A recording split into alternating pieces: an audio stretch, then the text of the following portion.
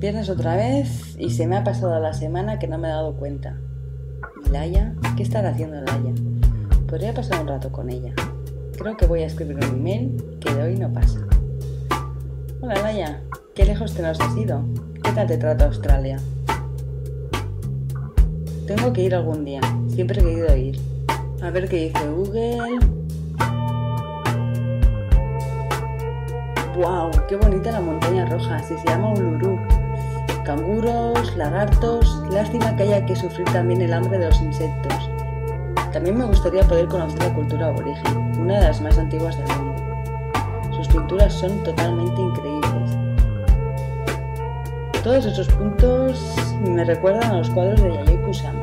A ver, voy a buscar alguna imagen para compararlos. Puntos hasta la saciedad.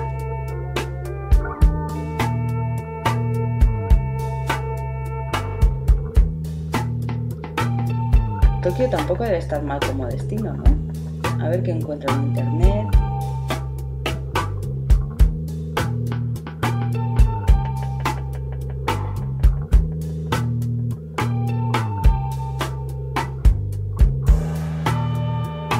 Es genial cómo convive la modernidad más absoluta con un carácter tan tradicional. Pero a lo que iba, que me voy por las ramas. Tanto punto, tanto topo, como el folclore andaluz. ¡Ole! Estas pinturas me están recordando que siempre he querido aprender a bailar flamenco y nunca encuentro el tiempo.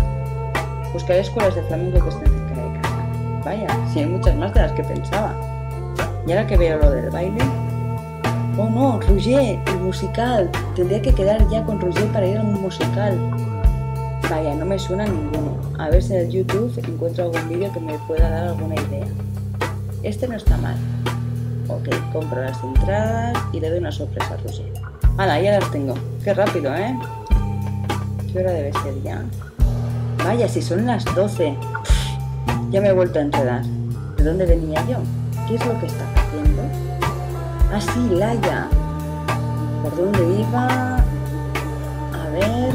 Ah, ¿cómo va por Australia? Te estaba escribiendo un email y de repente me he visto envuelta por la red sin tener en cuenta qué hora era. De todas maneras, me he dado una vuelta por el mundo, he decidido que mañana me apuntaré a clases de flamenco y he comprado unas entradas por internet. Tampoco